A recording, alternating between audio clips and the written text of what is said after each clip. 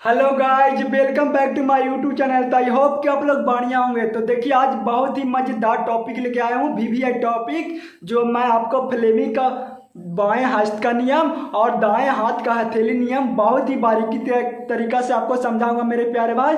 तो इस वीडियो को पूरा देखिए। और फ्लेमिंग के बाएं हाथ का नियम आपको एक ट्रिक दूंगा कि अगर ये ट्रिक याद रहेगा तो अपने मन से भी फ्लेमिंग का बाएं हाथ का नियम लिख सकते हैं मेरे प्यारे भाई। तो इस वीडियो को पूरा देखिए। तो देखिए, बड़ा फ्लेमिंग का बाएं हाथ। तो फ्लेमिंग एक वैज्ञानिक थे जो बाएं हाथ, हाथ मीन्स हाथ होता है, तो बाएं हाथ का नियम भी कह सकते हैं। तो देखिए, इसको नियम क्या पढ़ लेते हैं। तो देखिए, इस नियम के अनुसार बाएं हाथ का माध्यमा, तो माध्यमा किसको कहेंगे? इसको माध्यमा कहते हैं, माध्यमा उंगली। और तर्जनी, तो तर्जनी इसको कहते हैं, तथा अंगूठा परस्पर लंबवत के मतलब अंगुली का ऐसे फैलाएं उसके बीच का कोण 90 डिग्री का बनता हुआ हो। तो इस प्रकार फैलाएं कि मध्यमा अंगुली धारा की दिशा तथा तर्जनी चुंबकीय क्षेत्र की दिशा में रखने पर अंगूठा जिस दिशा में जाएगा वही चुंबकीय बल की दिशा होगा। तो देखिए, अब इसको समझाते हैं। तो देखिए, इसका मेन पॉइंट हुआ कि बाएं हाथ के मध्यमा तर्जनी को धारा के इस प्रकार फैलाएं कि उसके बीच का कोण 90 डिग्री बनता हुआ हो। तो देखिए, मैं आपको सामने फैला दिया मेरे प्यारे भाई। तो देखिए, इसके बीच 90 डिग्री का बना रहा है मेरे प्यारे भाई, और देखिए इसके बीच भी 90 डिग्री का कोण बना हुआ आपको दिख रहा होगा। तो इसको मध्यमा उंगली को धारा के दिशा में रखना है और तर्जनी को चुंबकीय क्षेत्र की दिशा में, और अंगूठा जिस दिशा में जाएगा वही होगा चुंबकीय बल की दिशा। तो देखिए मेरे प्यारे भाई, आप ट्रिक आपको बताता हूँ। तो देखिए, याद रखने का ट्रिक, आपको कंफ्यूजन होता रहता है कि अभी तो पढ़ लिए तो याद रहता है कि माध्यमा है जो धारा की दिशा बताएगा, तर्जनी है जो चुंबकीय क्षेत्र की दिशा बताएगा, लेकिन कुछ समय बाद आप भूल जाइएगा। तो मैं आपको ट्रिक देता हूं। तो देखिए, यहाँ पे आपको दिख रहा होगा माध्यमा लिखा हुआ दिख रहा होगा, इसमें हर्षी ई या दीर्घ ई का प्रयोग नहीं किया गया है। और धारा भी आपको दिख रहा होगा, तो इसमें भी हर्षी ई या दीर्घ ई की मात्रा इसमें नहीं लगा हुआ है। तो माध्यमा है जो धारा की दिशा में रहता है, माध्यमा जो धारा की दिशा में रहता है। और इसको ठेठ भाषा में क्या है? तो देखिए, माध्यमा में ओढ़ावल नहीं है और धारा में भी ओढ़ावल नहीं है। तो आपको याद रहेगा कि माध्यमा जो धारा की दिशा में रहता है, तथा तर्जनी, यहाँ पे ध्यान दीजिए, तर्जनी, यहाँ पे तर्जनी चुंबकीय क्षेत्र। तो देखिए, तर्जनी में है जो हर्ष या दीर्घ ई की मात्रा लगा हुआ है, तो चुंबकीय में भी दीर्घ ई की मात्रा लगा हुआ है। तो देखिए, ऐसे याद रख सकते हैं कि इसमें दीर्घ ई की मात्रा है तो इसमें भी दीर्घ ई की मात्रा है। तो तर्जनी है जो चुंबकीय क्षेत्र की दिशा बताएगा। ठेठ भाषा में आपको कहें तो तर्जनी में भी ओढ़ावल है, चुंबकीय में भी ओढ़ावल है, तो तर्जनी है चुंबकीय क्षेत्र की दिशा बताएगा। तो आप लोग समझ गए होंगे मेरे प्यारे भाई। तो अगर इस चैनल पर नए हैं तो चैनल को सब्सक्राइब कीजिए और वीडियो को लाइक कीजिए। और एक नियम और देखिए मेरे प्यारे भाई।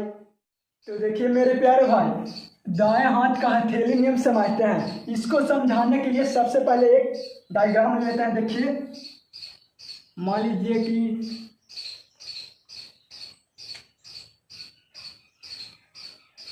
मैंने एक तार ले लिया, जो ये धारावाही तार है, मतलब इसमें करंट फ्लो हो रहा है इस दिशा में। आई धारा है जो ऊपर की ओर प्रवाहित हो रहा है, इस दिशा में प्रवाहित हो रहा है। तो हमको यहाँ पे देखिए, यहाँ पे ले लेते हैं P1 बिंदु, अब मान लीजिए कि ये है P2 बिंदु। तो देखिए, इसके अनुसार देखते हैं, आप समझते हैं इसको। इस नियम के अनुसार दाहिने हाथ के अंगूठा को धारा की दिशा में, तो धारा ऊपर की ओर बढ़ रहा है तो अंगूठा धारा की दिशा में रखिएगा।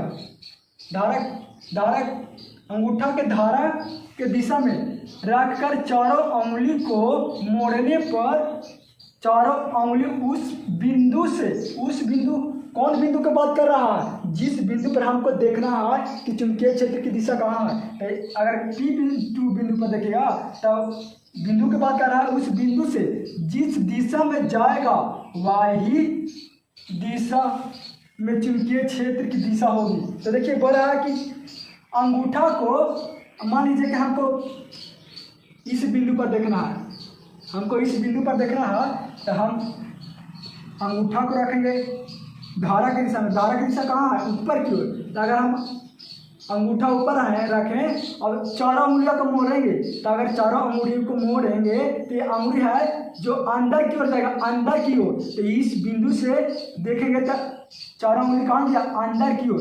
तो यहाँ पे चुंबकीय क्षेत्र की दिशा कहाँ होगा? अंदर। तो अंदर के लिए हम क्या चीज देते हैं? क्रॉस देते हैं।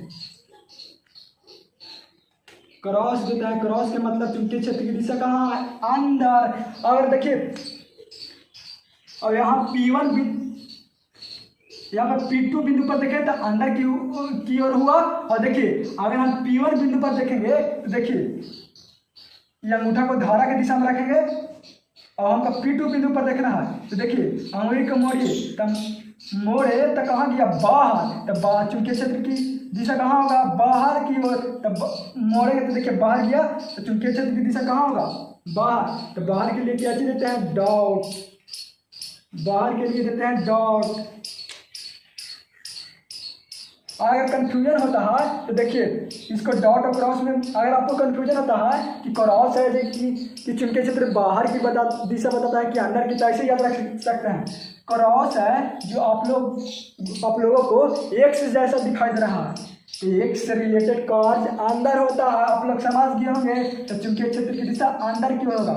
और डॉट का मतलब हुआ कि अगर टीचर अगर आपको पढ़ाते रहे और आपको मन में डाउट हो जाएगा तो आप डॉट को बाहर निकालते हैं, डॉट को क्लियर करते हैं, डॉट को बाहर निकालते हैं। तो डॉट के मतलब हुआ कि यहाँ पे बाहर निकालने के लिए, तो यहाँ डॉट के मतलब चुंबकीय क्षेत्र की दिशा बाहर की ओर होगा। चुंबकीय क्षेत्र की दिशा कहाँ होगा? बाहर की ओर। तो आप लोगों को समझ में आ गया होगा मेरे प्यारे भाई। तो अगर इस चैनल पर नया है तो चैनल को सब्सक्राइब कीजिए और वीडियो को लाइक कीजिए मेरे प्यारे भाई, और बहुत से बहुत शेयर कीजिए। तो जय हिंद।